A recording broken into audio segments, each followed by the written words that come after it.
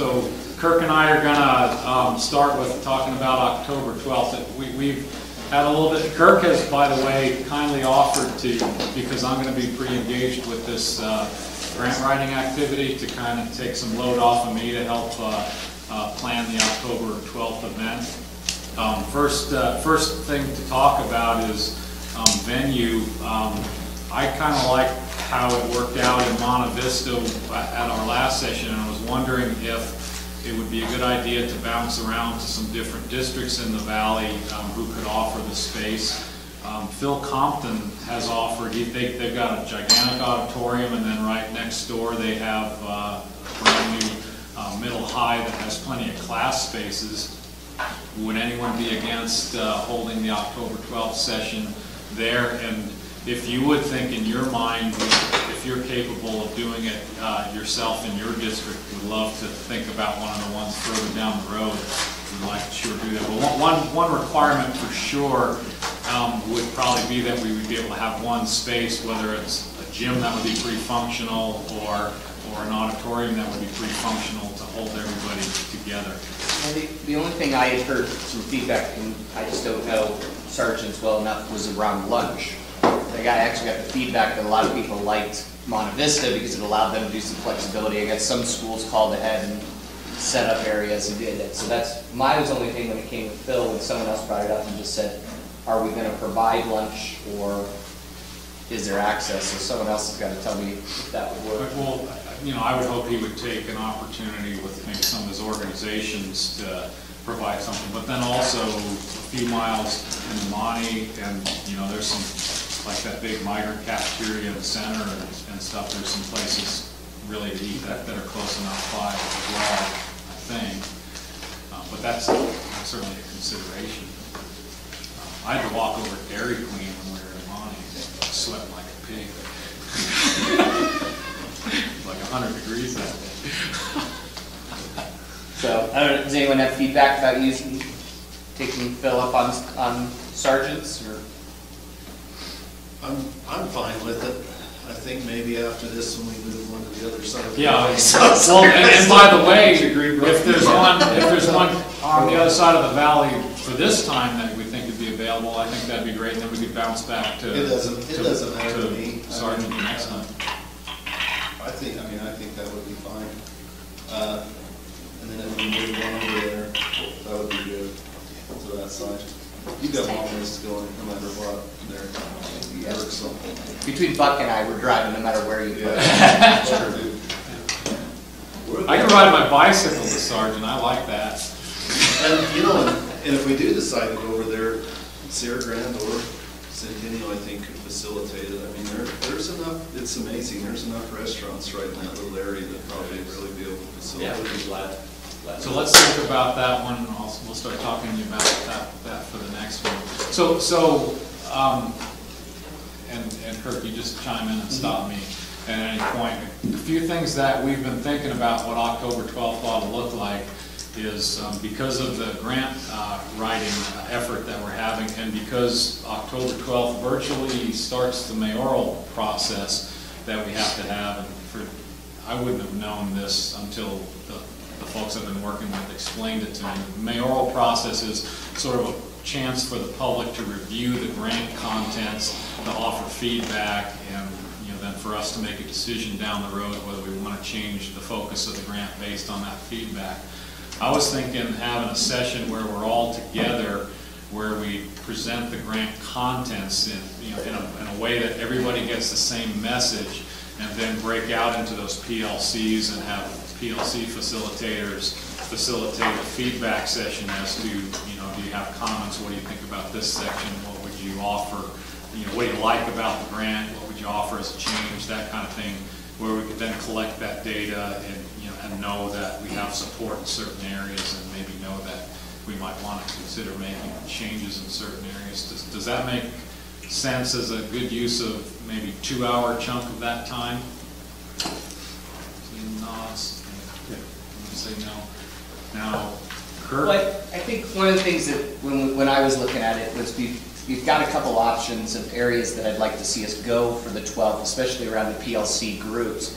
And I think one of the things that I was looking for before kind of pushing in certain directions is just some feedback about how objectives or targets went in your district and the DFAs, and what you're seeing or how your feel is for the feedback that you got from your staff, or what you're seeing as you're doing walkthroughs and going around, and how those fit. Because I think that really would kind of drive the direction we'd like to have the PLC facilitators go. Is, are we looking for more support, less support in those areas? So I guess I'd open it up to the group just to get some feedback on what you saw over the last month after that component. I know some of you have been doing it for a while, like George. Others, it was kind of a new concept to be introduced to your staff. So maybe open it up to the group and what people thought.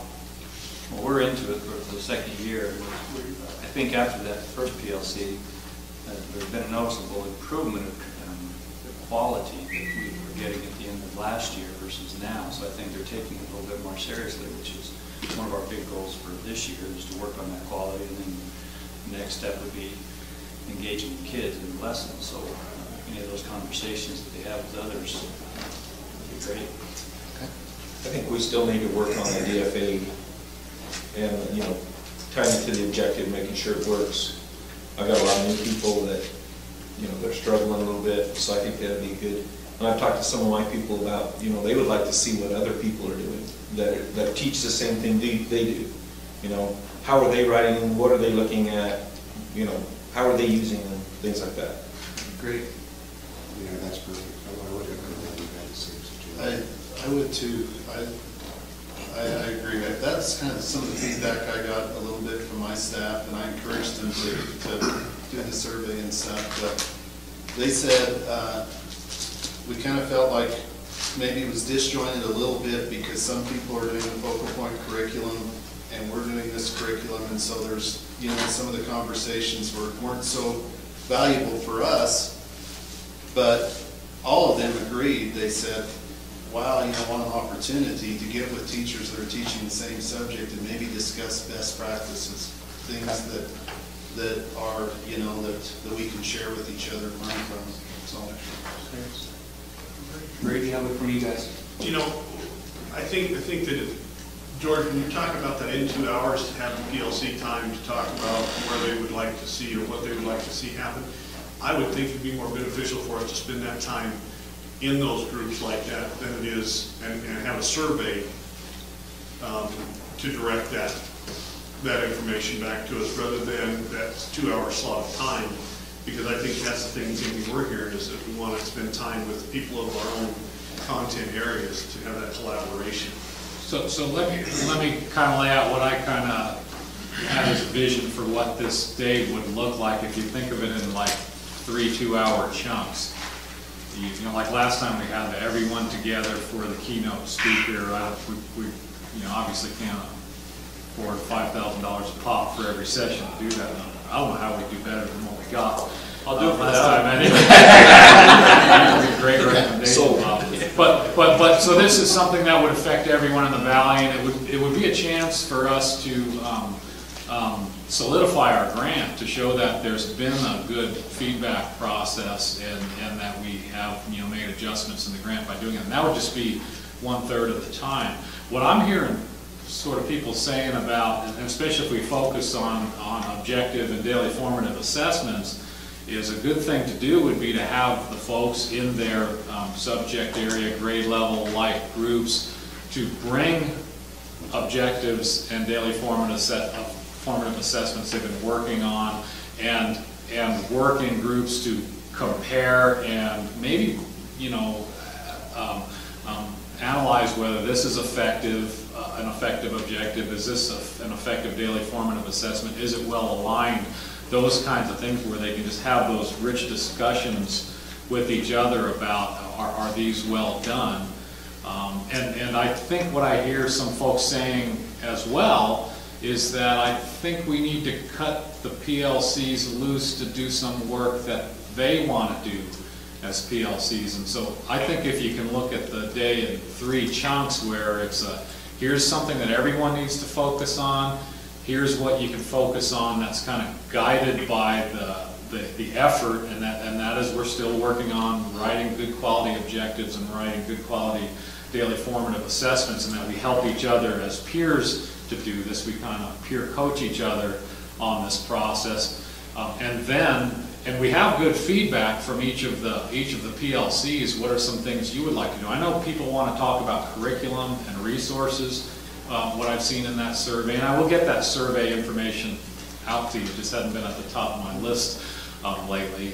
And some folks just want to make certain connections. There's the counselor group in the Valley wants to work on ICAPs. The clear feedback on that is what can we do to get better in our organization to do the ICAP process. And so there, you know, we can like let one of those sessions be self-guided from those PLCs and PLC leaders as a suggestion. And maybe that would cover all those things. Does that sound like it makes sense, Brady, or are you thinking of going a different direction? No, I think that covers some of it, but I'm not sure that it even has to be self-guided at that time. Maybe there's some pieces that we want to get in, but to have them time to talk to curriculum or to whatever they want to talk to in that group, the first grade teachers.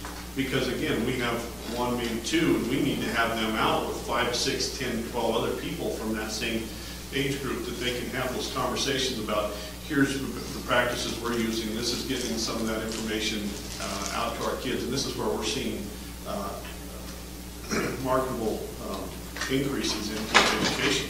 So I think that is valuable time that we're being asked for, because we can't provide that in our district with one teacher, as many of you are. And I think that, I'm not sure that we leave that just open to say this is free time for you. Well, and I didn't quite mean it that way. Okay. I meant based on their survey responses. So we assign the counselor facilitator to do work on improving the ICAP process in all districts. I don't remember what the first grade teachers have said major with feedback, but we would see what their feedback says they want to do, and so we'd say, you guys said you want to work on this, so let's build a plan to work on that. Does that make sense? That's absolutely No, right on. yeah, sorry if it sounded like, hey, just, you know, have a party. Just hang out for a while. Cupcakes. I don't know how many school districts in the Valley participate in the counselor corps. I know we are. And I know that our counselors have got to attend some meetings and do some collaboration and stuff, so I'm wondering if with ASC, or ASU, excuse me now, if we can pull them into that PLC time and see if maybe we can kill two birds with one stone. They've already talked to me about that and requesting that we use some time. In fact, I think they're going to try to double up their calendar for their once a month to tie with that. And so when they talked to me about it, I gave them some encouragement to go that way, because I kind of felt the same discussion as saying, I think it's important for our counselors to know what's going on in our instructional staff, but to pull them out for another meeting at another time to do that, why not piggyback on it? And they can help us with some other things. So they hadn't gotten back to me completely on that, but we kind of pushed them in that direction. And in addition, Adams State University's Stephanie Hensley and Kurt Carey said they would like to participate in this October 12th event in any way that would be appropriate for them as well. And so when we see what some groups want to do, we could actually probably tap into some Adams State folks to help facilitate what's going on with that. They couldn't come to the last one because they were having a ribbon cutting ceremony, and it was kind of that first week of school for them. I want to add something else too, because I certainly don't want to leave this behind, but I've had conversations with Brian. They're doing some great stuff in Centennial with the integration project. And the Centennial folks, we need to give them an opportunity to share that out in the Valley. I'm not sure that October 12th is the right time to do that yet, but I would think we would want to look towards that November date and offer Centennial folks, and it would probably be a good amount of time for you to prepare to do that, Brian, to facilitate a 2-hour session for all the PLCs about what the integration project's about and what are some of the best things you guys have learned that you can share out with us. Does that sound like something you'd be interested in doing? One of the trees that we talked about last year was also the discussion and help with when they 191 and the teacher evaluation, so shouldn't lose track of that. I think now's the time to do that. Just But keep it. I think some of the things that I had thought about, and George and I haven't touched base as much as we probably would have liked to, but I think we were looking at saying, again, the same concept of saying, how do we chunk these PLCs to give them a good amount of time together, but then, you know, be able to move on. And I think the areas that I saw as focus is to continue to really look at how do we do target and objective making on a daily, and then also in the DFAs and the assessments. And I think I agree that if we can get our staffs to bring examples and go back to those rubrics that we introduced at the last PLC, I think that'll open up for a lot of that professional dialogue that Brady's talking about, because we can have some discussions about instructional strategies, can come with an analysis of saying, is this a good target or not? Is this obtainable? Did it meet the criteria we put forth to be able to have? And I foresee that there'll be a lot of discussions for our staff in that common areas of coming back and saying, because one of the things we saw in our district is when we put multi-level people together to ask that question of, is this developmentally correct? A high school teacher's looking at her first grade and going, well, I have no idea. Get a bunch of first grade teachers to debate that. They really are going to debate what's rigor in their areas. So my hope would be is some sort of format in that, but that would be requesting and pushing from a district side of saying, we need them to bring 4 to 5 examples of DFAs they've used, 4 or 5 examples of objectives that match that, and then possibly some student work that demonstrated it. What did it come out? Because for me, that's kind of also the next level of looking into it, which ties, I think, to 191 and some of the effective teaching codes is really about effective feedback. So I think that's, for me, that's the natural outgrow of this, as we say, okay, we took on a daily basis this idea of a learning target or an objective for that class period. We're looking at how did we formatively assess that going out of that class period, and where does that go? And we know, good effective teachers are using it to drive their instruction and give feedback back to students. But I think, again, that's a dialogue that's really effective at what does that look like at a first grade level or an AP English level versus, doing it across. So for me, that was kind of some of the areas that I'd like to see us put in this chunk, is saying, starting, again, fairly simplistically, is saying just focus on objective building, but asking our people to bring that work, to have that debate and those conversations in their PLC, and for them to bring DFAs that they've used. And so I guess, for me, it's the question for the districts is just, do people feel comfortable with that? Are you far enough along that you feel comfortable in making that a requirement for our staffs to show up in that realm? A lot of head nods, but I don't know we're that far along, but I think it's a good idea to make sure required. I think it'd be beneficial for my staff to do so. So, and then we could tie, as George was saying, is then tie into this piece, which we'll get to the second half of the larger grant, and having that governing or mayorally, and then do a part where we could tie it into their individual needs and feedback we had. And so that's how I would see maybe chopping up that day into 3 or 4 pieces.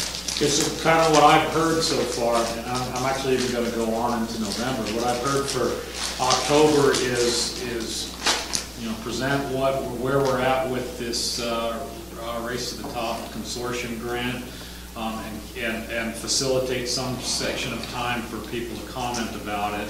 Do a peer coaching objective daily formative assessment session. Prepare folks to do that. And then do what I would call a personal PLC. Nice ringtone there, buddy.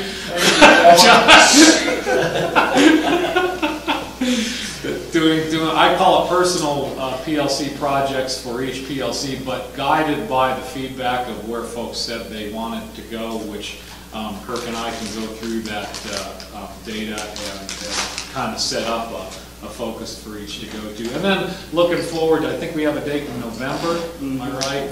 That here's the 2 things I hear is that we let the folks at Centennial facilitate a section to present the integration project. And Brian, we'll engage with you. Maybe that's a whole group thing, or maybe that's all broken out in the PLCs, figure out what that looks like.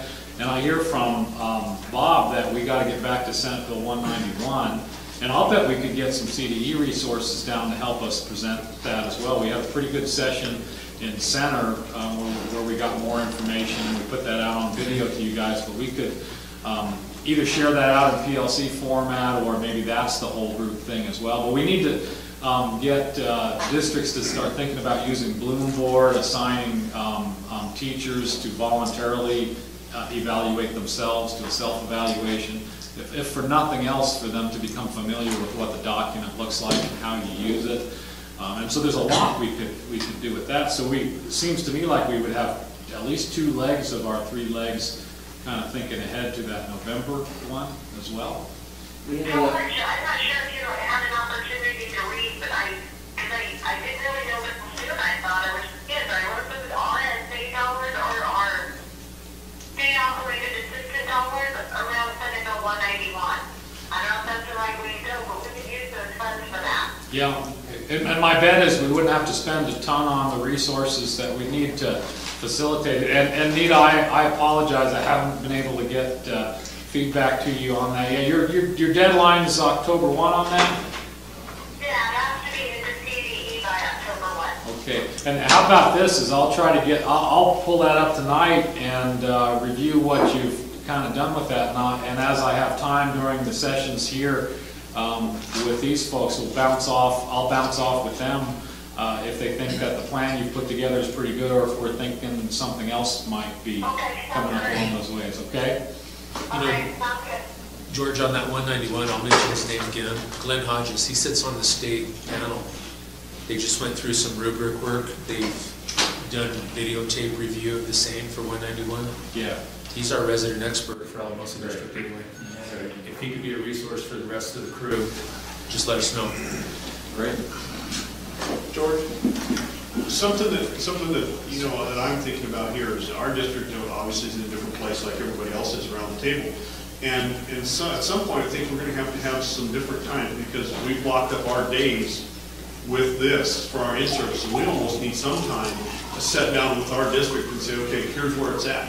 Along that same piece, we also need to be having a rehash at the beginning of every PLC day or our in-service day that we're saying, okay, this is why it's important, and it's coming from somebody else other than our administrative team, so that they understand this is a push across the valley, across the nation, across the state, not just these 2 ding-dongs sitting in our office pushing us in a direction. Does one of them have a really cool ringtone? Yeah, he does. Do you understand what I'm saying? No, I do. And that's kind of why I like that whole getting everybody together thing. You know, like last time we did a great motivational kickoff speaker, but we also had the Brian Sevier there talking about the CDE curriculum project and the importance of creating a model curriculum that we could all follow. And so we can certainly, whenever we have that whole group time, do that. And I want to offer something else to you, Brady, and this is what, this can fit into what Nita was just talking about, is if you're seeing any of you, if you're seeing particular areas locally that you need more help on, let's use some of these RSA dollars to target that, where maybe 2 or 3 districts get together who have the same needs, you know, at the same time, and get those services, because we're all in different places. I have different needs than the rest of you guys, and vice versa. But I, as superintendent of center schools, be very comfortable spending $5,000 of that $67,000. So maybe Sangre, Moffett, Sierra Grande can get together on a team staff development that's targeting what their specific needs are, as long as I maybe have access later on to the same kind of thing to group up with a couple other districts to do the same thing.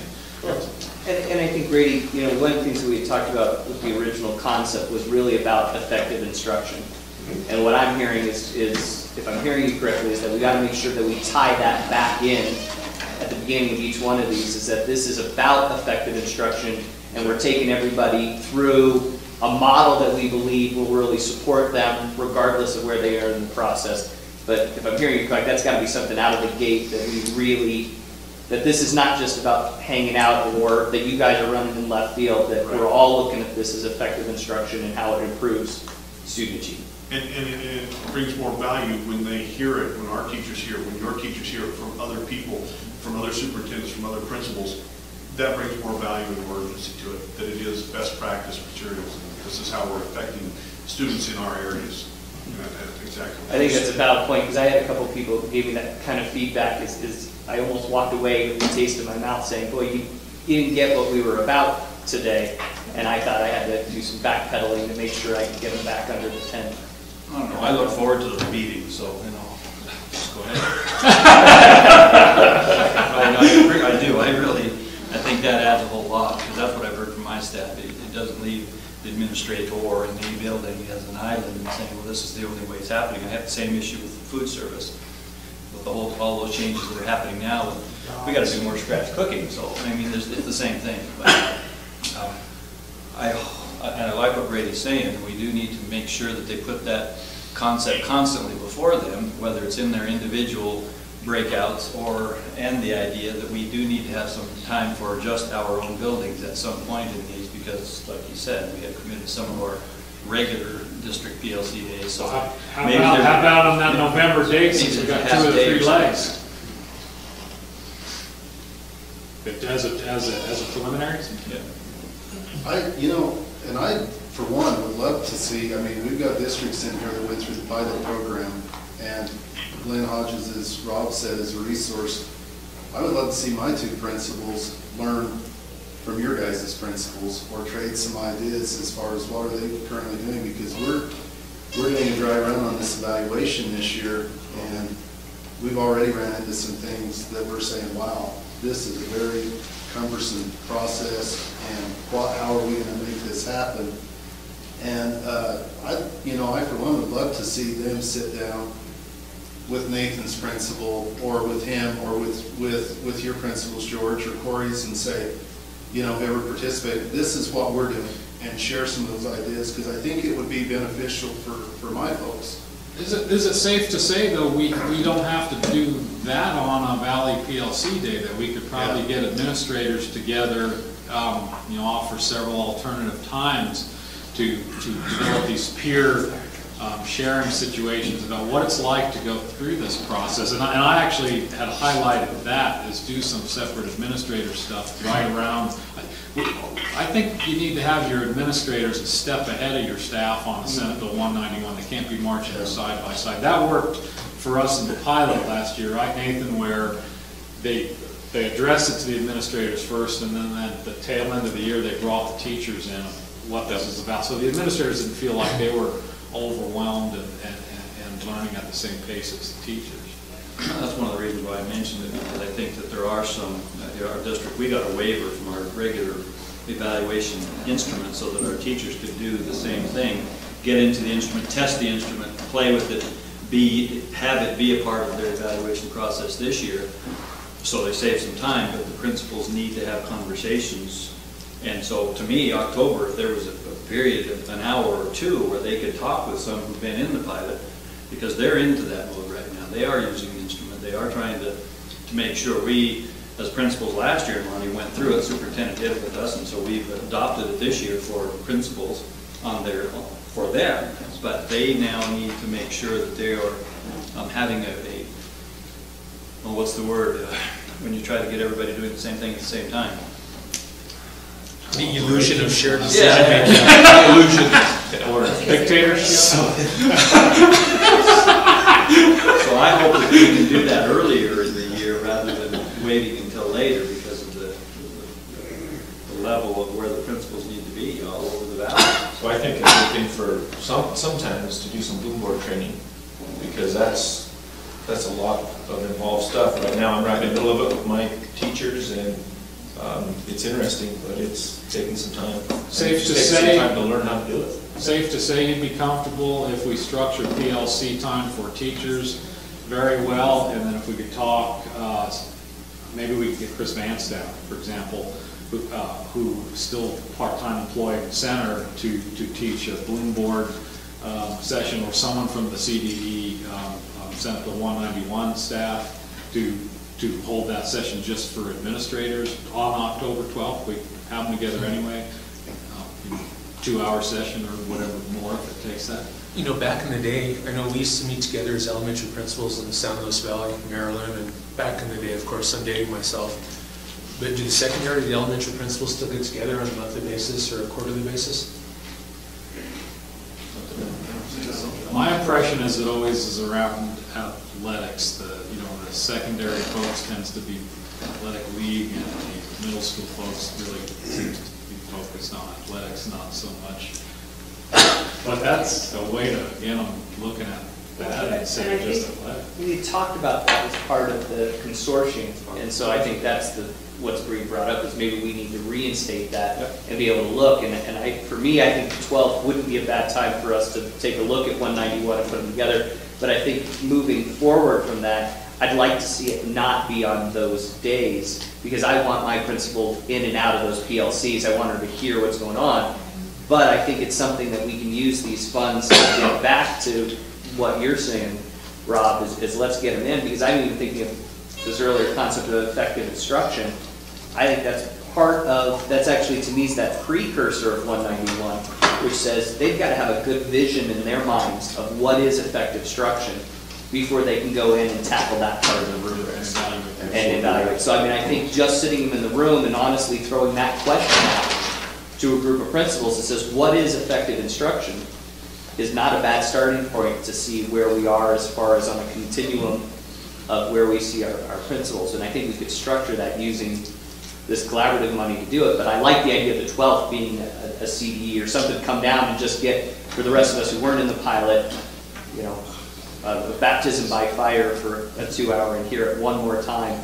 Because I think they've been reading stuff, they've been hearing it, but to all sit in a valley and, like you said, to hear from the people who've done it for the last year, I think that's a great support. And maybe we can use, if we get them together for, say, a 2-hour session on Senate 191, we can have part of that requirement be planned some future collaborative meetings that are not during our Valley PLC time, where they do kind of create this peer group where they're supporting each other on it. Fair enough.